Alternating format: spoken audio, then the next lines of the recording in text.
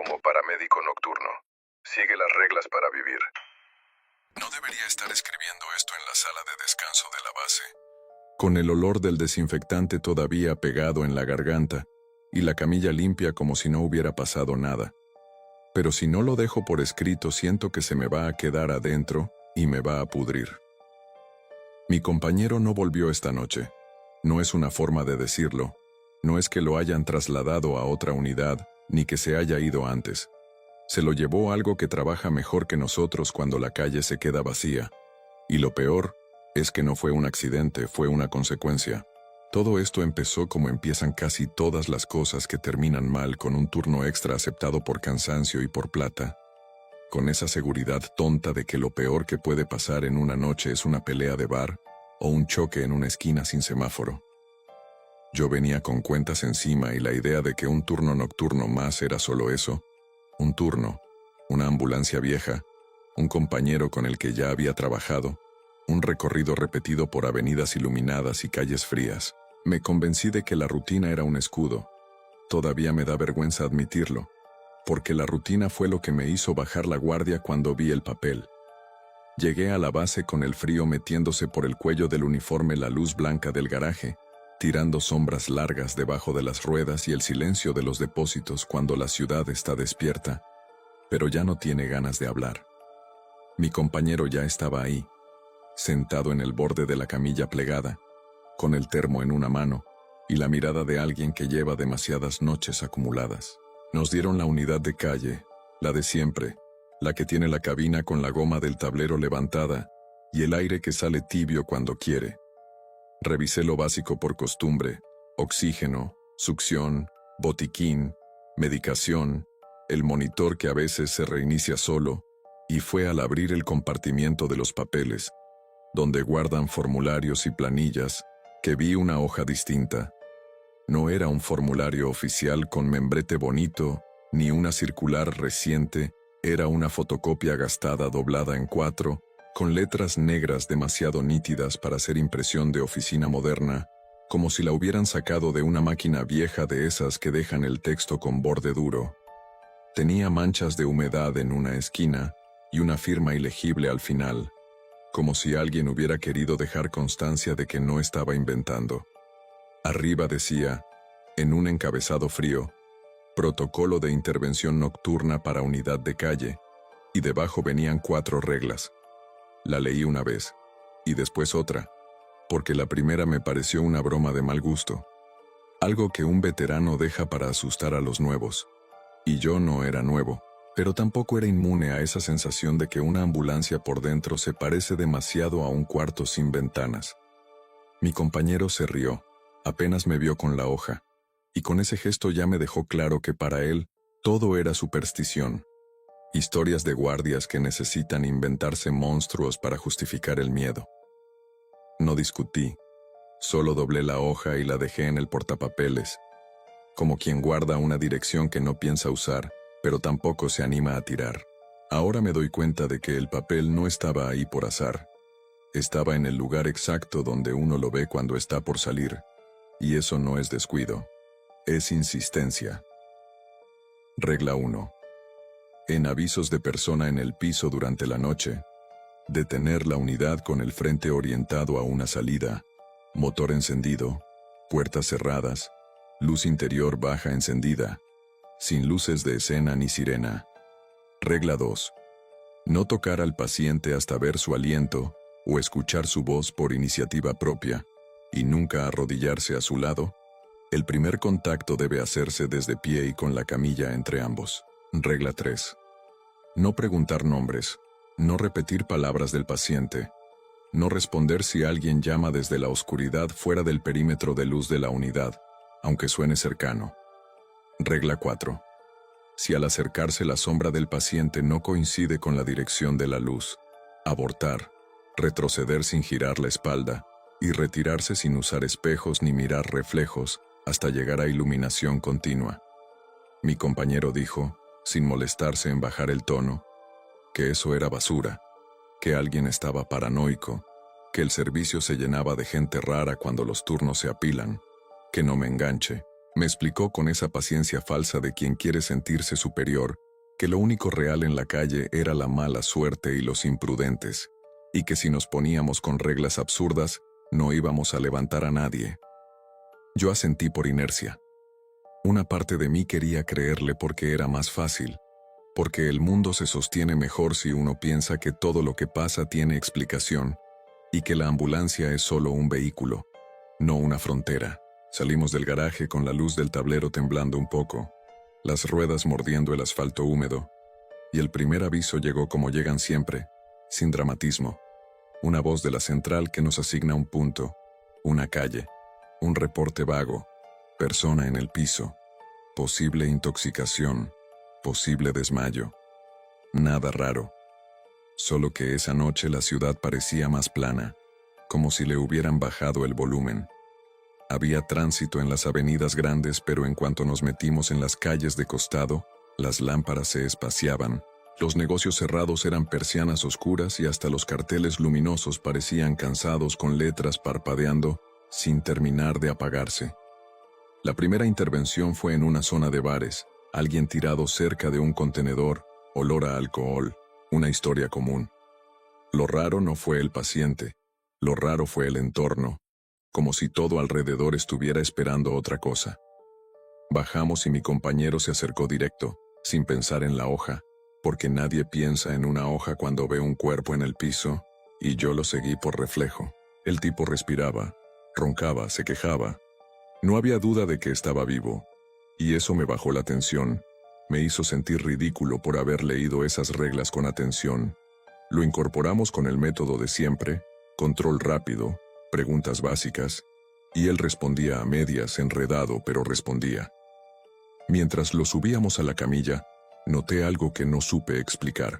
Una sensación de que alguien nos miraba desde más allá del cono de luz, no desde una ventana, sino desde un lugar donde no debería haber ojos.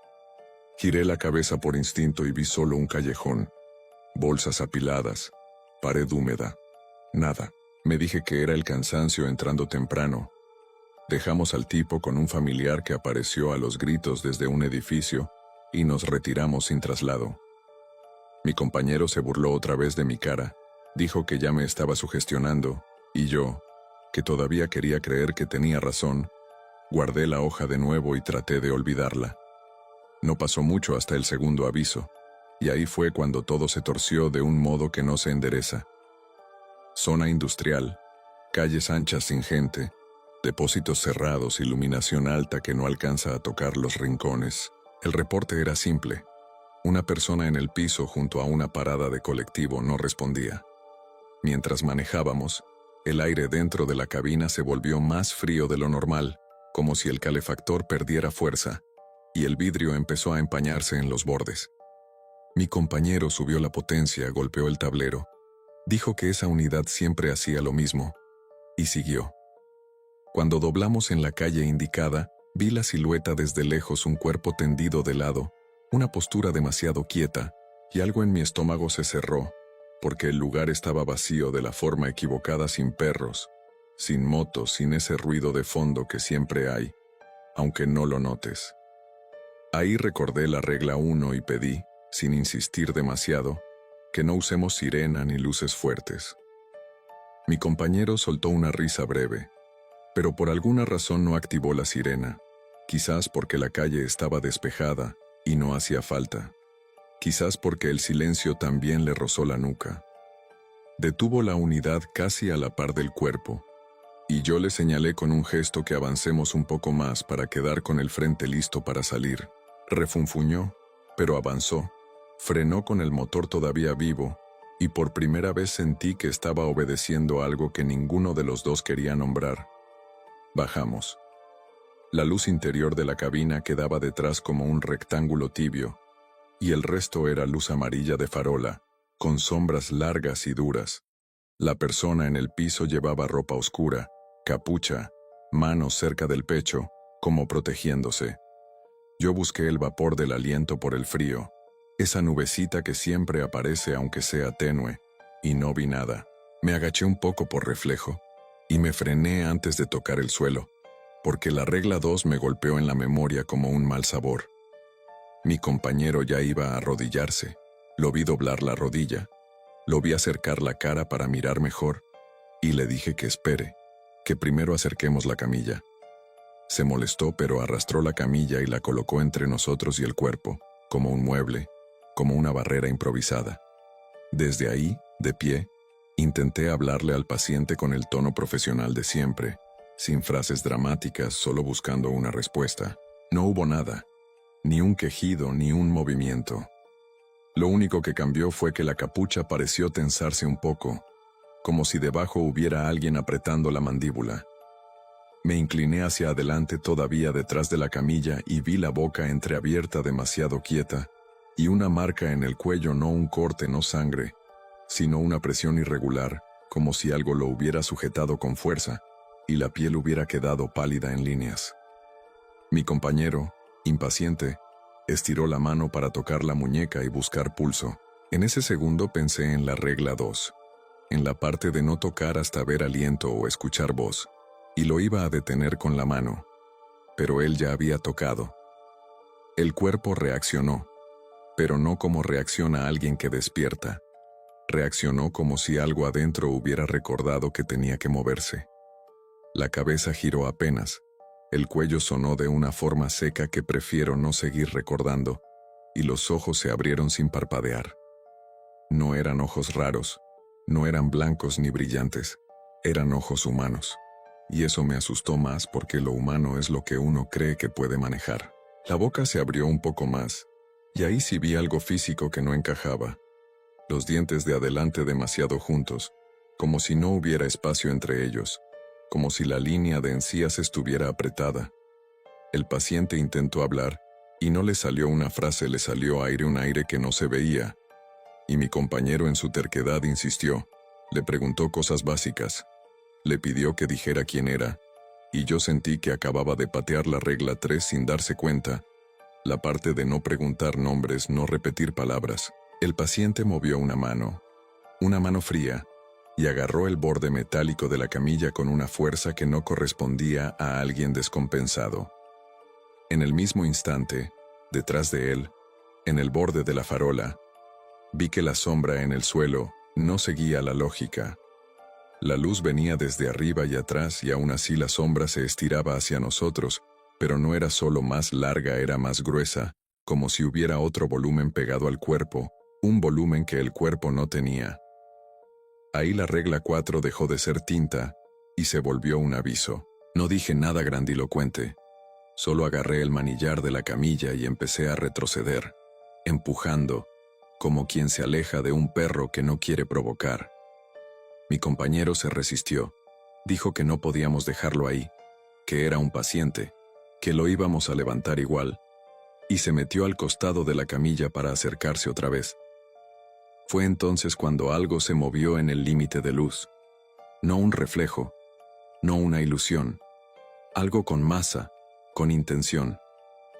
Vi una silueta baja, pegada al suelo, desplazándose con rapidez entre sombras, y no era un gato ni un perro, era demasiado largo, demasiado articulado.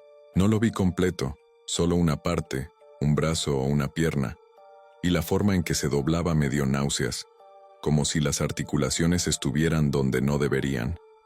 Mi compañero no lo vio o fingió no verlo, y levantó al paciente por debajo de los hombros. El paciente, o lo que fuera, no ayudó.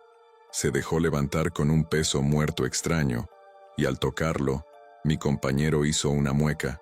Dijo que estaba helado. Yo seguía con la vista clavada en esa sombra que no coincidía, y cuando el cuerpo se elevó, la sombra en el piso se quedó un instante pegada al suelo como retrasada, como si algo más pesado se negara a levantarse.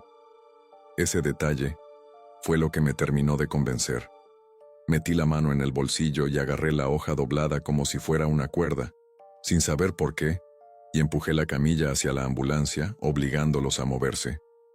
Cargamos al paciente a medias, de mala manera, con la camilla temblando, y lo subimos a la unidad.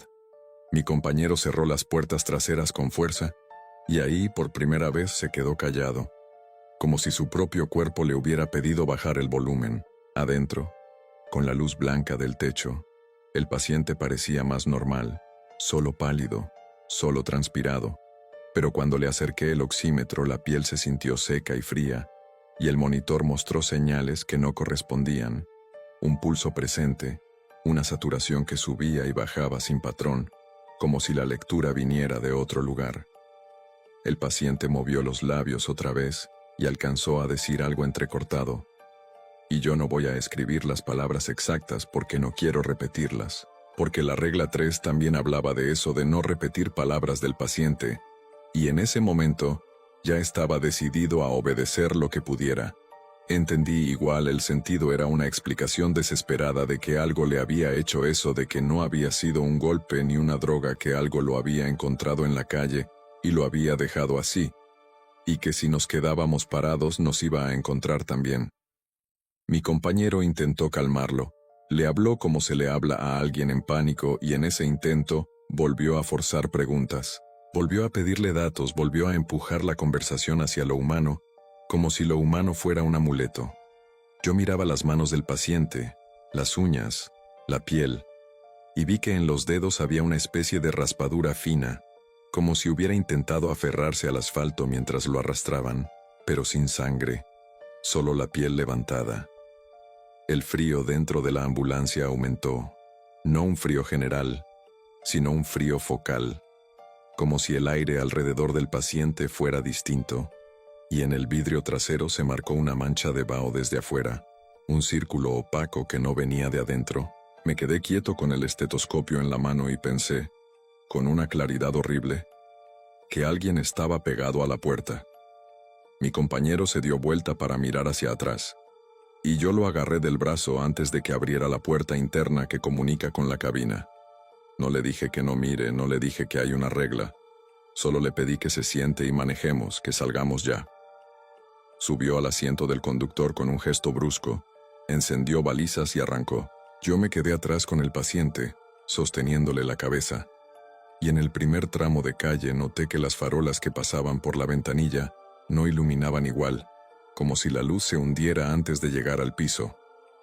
En una esquina sin tránsito, mi compañero aceleró más de lo normal, y ahí sí, por miedo o por orgullo, encendió las luces de escena un segundo, como para demostrar que no había nada, como para reírse de mí y del papel.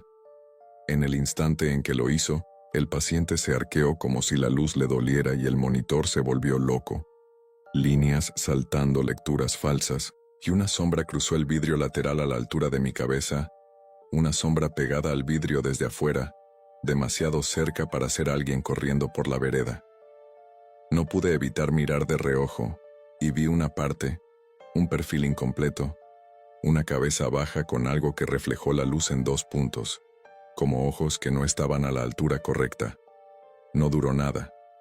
Mi compañero apagó las luces de escena de inmediato y lo escuché respirar más rápido sin darse cuenta. Nadie dijo nada. La ciudad afuera seguía igual, pero la forma de las cosas empezaba a sentirse falsa, como si estuviéramos manejando dentro de un decorado que se sostiene por costumbre. En lugar de ir directo al hospital, la central nos reasignó. Nos mandó a un punto cercano por un reporte más urgente, un supuesto accidente bajo un paso a desnivel. No sé si fue real o si fue un anzuelo. Mi compañero dudó. Yo lo vi dudar por la forma en que ajustó el volante, y esa duda me dio una esperanza breve, porque era la primera vez que no se creía invencible. Pero la lógica del trabajo pesa. Uno aprende a obedecer aunque algo adentro grite que no. Y seguimos. El paciente en la camilla empezó a temblar, no de convulsión, sino de frío, y me agarró la muñeca con una fuerza que no correspondía, clavándome los dedos como tenazas. Me miró fijo y abrió la boca otra vez, y yo no voy a repetir nada, solo voy a decir que intentó advertirme de una regla más, una regla que no estaba en la hoja, una regla que alguien aprendió tarde. Le aflojé los dedos con cuidado. Lo cubrí con la manta térmica, y me mantuve de pie, sin arrodillarme, porque esa parte de la regla 2 ya era casi una religión para mí. Mi compañero, adelante, intentó comunicarse con la central de nuevo, y la radio devolvió un sonido sucio, una interferencia que no era solo falta de señal, era como si alguien estuviera rozando la frecuencia desde el otro lado. No escribo cómo sonó, No hace falta. Lo importante es que no era normal. El vehículo cruzó el paso a desnivel y el mundo cambió de textura. Como si abajo hubiera otra temperatura, otra presión.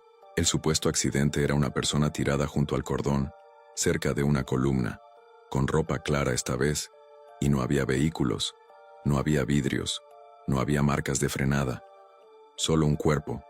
El lugar estaba iluminado por una lámpara alta que fallaba, y eso hacía que todo se encendiera y se apagara por momentos, como si la noche parpadeara. Mi compañero frenó más cerca de lo que yo quería, y yo le señalé el papel con un dedo tembloroso, intentando recordarle la regla 1 sin hablarla. Él hizo un gesto de fastidio, pero no apagó el motor. Bajamos con la camilla, y el paciente que llevábamos atrás empezó a golpear la baranda con el talón, no con fuerza, con una insistencia desesperada, como queriendo que no bajemos. Yo dudé, miré al paciente en la camilla, y luego al cuerpo afuera, y ahí vi algo que me dejó helado en el piso junto al cuerpo de afuera. Había una marca de arrastre, una línea limpia sobre la suciedad, como si algo pesado hubiera sido arrastrado hasta ese punto y luego acomodado. No parecía una caída, parecía una colocación. Aún así, la costumbre nos empujó. Nos acercamos con la camilla entre nosotros y el cuerpo, y yo busqué lo mismo que antes: aliento, movimiento, algo. Nada. Mi compañero, ya irritado por la tensión acumulada, rompió la disciplina que yo estaba intentando mantener y se adelantó al costado de la camilla, agachándose. Lo vi bajar la rodilla, lo vi acercar la mano. Le dije que no se arrodille, que se quede de pie, que no lo toque todavía, y en lugar de escuchar, me contestó con un gesto que decía que yo estaba perdiendo la cabeza. Tocó al paciente. No hubo aliento. No hubo voz. La regla 2 se rompió de nuevo, y esa vez la consecuencia fue inmediata. La lámpara de arriba dejó de fallar y se apagó por completo, como si alguien hubiera desenchufado el poste desde adentro, y el paso a desnivel quedó en una oscuridad casi total, salvo por el rectángulo de luz tenue que escapaba desde la cabina de la ambulancia. En esa oscuridad, mi compañero era una silueta, y detrás de él se movió algo más oscuro que la oscuridad, una forma larga que se pegó al suelo, y luego se levantó en un gesto rápido como un animal que decide atacar. No vi una criatura completa, pero vi partes suficientes para entender que era física, que tenía cuerpo, que podía tocar y arrastrar. Vi una extremidad delgada apoyarse en el piso, con una mano demasiado abierta, dedos largos, uñas opacas.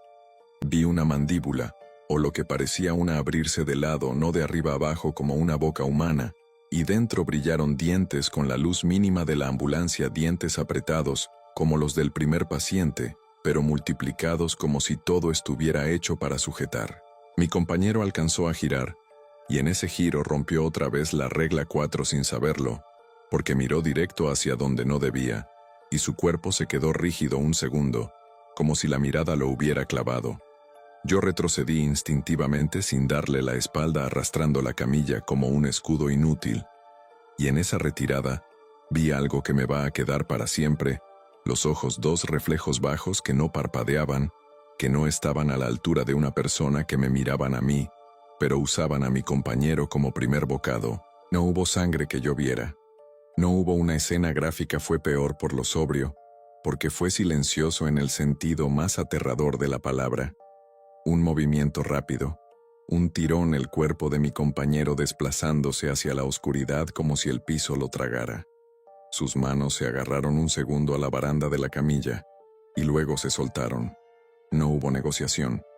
La regla se rompió y el castigo fue una línea recta. Me quedé solo con la camilla en medio de la calle, bajo el paso a desnivel, con el rectángulo de luz de la ambulancia como único refugio, y con el paciente de adentro golpeando el metal, cada vez más rápido, como si quisiera salir, o como si quisiera que yo vuelva. En mi cabeza solo existían las 4 reglas, como si fueran los únicos escalones de una escalera. Retrocedí sin girar, paso a paso, sintiendo que si hacía un movimiento brusco iba a activar algo. No respondí a nada. No llamé a mi compañero. No grité su nombre porque no hay nombre que escribir aquí, y porque la regla 3, con su frialdad administrativa, me pareció de pronto la cosa más sensata del mundo. Llegué a la puerta trasera de la ambulancia y la abrí lo mínimo necesario para subir, sin apartar la vista del borde de luz, y en ese borde vi la sombra del cuerpo que habíamos venido a atender. Esa sombra no estaba donde debía. Estaba estirada hacia la ambulancia, pegada al suelo como una lengua oscura. Cerré la puerta con cuidado. Me moví hacia la cabina sin mirar por el espejo interno y me senté. El asiento del conductor estaba vacío. El volante era un objeto sin dueño. Y por un segundo me paralicé porque no manejo desde ese lado. No es mi lugar en la unidad. Pero esa noche no había lugares, solo opciones.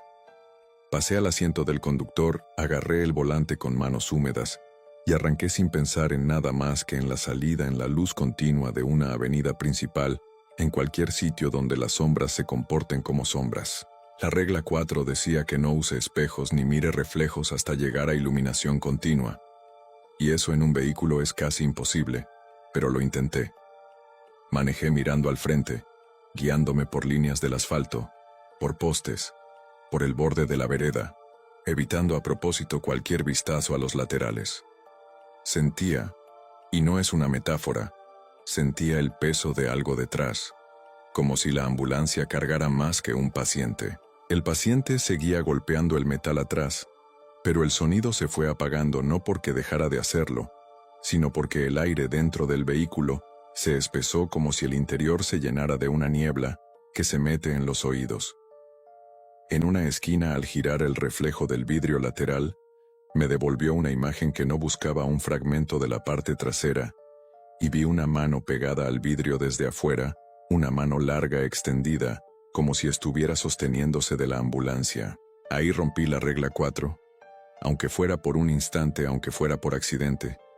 La consecuencia fue inmediata, y no tiene vuelta atrás, porque en ese reflejo vi los ojos otra vez pegados al vidrio mirándome desde una distancia imposible, como si el vidrio fuera una membrana, y en el instante en que los vi, sentí que algo me reconocía.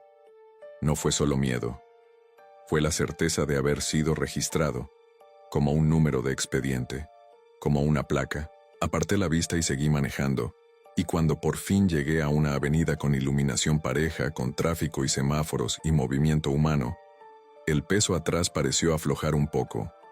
No se fue, solo aflojó. Llegué a la entrada del hospital con el corazón en la garganta, estacioné donde pude, y abrí la parte trasera con el protocolo de siempre, esperando encontrar al paciente en la camilla, esperando que al menos alguien se salvara para que todo tuviera sentido. La camilla estaba vacía, la manta térmica estaba ahí, doblada como si alguien la hubiera acomodado con calma. Las correas estaban sueltas, no había marcas claras, no había sangre, no había una explicación, solo un vacío frío y un olor que no era el de la ambulancia. Un olor húmedo, terroso, como de concreto mojado que lleva mucho tiempo sin ver sol. Entré al hospital pidiendo ayuda, pero las personas me miraron con esa cara que ponen cuando alguien llega alterado, como si yo fuera el problema y no lo que traía. Intenté explicar que mi compañero estaba en el lugar del aviso, que había desaparecido, que había algo raro, y en cuanto dije raro me trataron como se trata a alguien que exagera. Llamaron a seguridad, no para buscarlo, sino para sacarme del medio. Volví a la ambulancia con las manos vacías, y cuando me miré en el espejo del baño del hospital, por reflejo, vi algo que me hizo tragar saliva.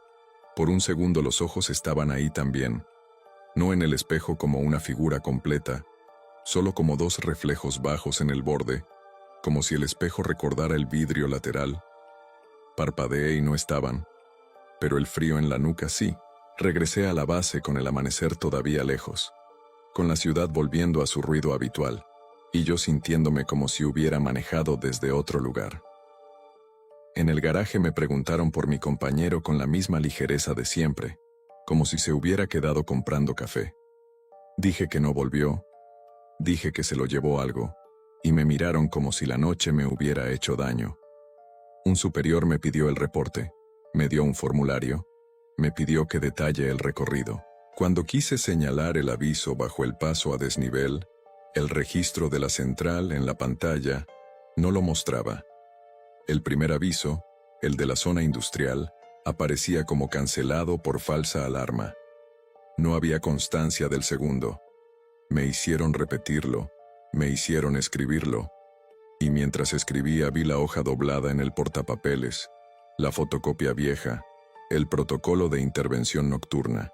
Alguien la había vuelto a colocar en el mismo lugar, bien alineada como si nunca la hubiera tocado. La agarré con rabia, con ganas de romperla, y la hoja estaba húmeda, como recién sacada de un bolsillo sudado. La doblé y me la guardé. No me dejaron salir con la ambulancia otra vez, me mandaron a casa, dijeron que descanse, que mañana se revisa, que ya aparecerá. Nadie dijo que lo iban a buscar de inmediato. Nadie pareció sorprendido. Estoy escribiendo esto todavía con el uniforme puesto porque sé que si me lo saco, voy a sentir que lo dejo atrás. Y no quiero dejarlo atrás. No todavía. No sé qué pasó con mi compañero después de que lo arrastraron. No sé si murió. No sé si sigue vivo en algún lugar donde la luz no llega. Pero sé que fue por romper las reglas, por burlarse, por arrodillarse, por preguntar, por mirar. Y también sé que yo no salí limpio, porque miré un reflejo y sentí que algo me tomó la medida. En el vidrio lateral de la ambulancia, antes de estacionarla, había una marca de mano desde afuera. No una huella completa, más bien un rastro largo como si los dedos hubieran resbalado. La limpié con alcohol hasta que no quedó nada, y aún así, cada vez que miro cualquier superficie brillante, por un instante espero ver los dos reflejos bajos. No estoy pidiendo que me crean, no estoy intentando convencer a nadie. Estoy dejando esto porque el papel existe, porque las reglas funcionan, porque el servicio no las entrega de forma oficial pero las deja ahí igual. Como quien pone un cartel sin firmar para no hacerse responsable. Si vuelvo a subirme a una ambulancia de noche, si me asignan otro aviso de persona en el piso, y veo otra vez esa postura quieta en una calle vacía, ya sé qué hacer. Y también sé que obedecer no te salva de todo, solo te da una posibilidad. La ciudad sigue girando como si nada, pero hay noches en las que la calle trabaja para otra cosa, y la ambulancia, con su luz interior baja, es apenas un pedazo de refugio prestado. Yo hoy salí por la avenida iluminada, pero no estoy seguro de haber salido del todo. Gracias a todos por su apoyo. Sobre todo, a los miembros de este canal. Sin ustedes no sería posible este proyecto. Sin nada más que decir. Gracias por ver.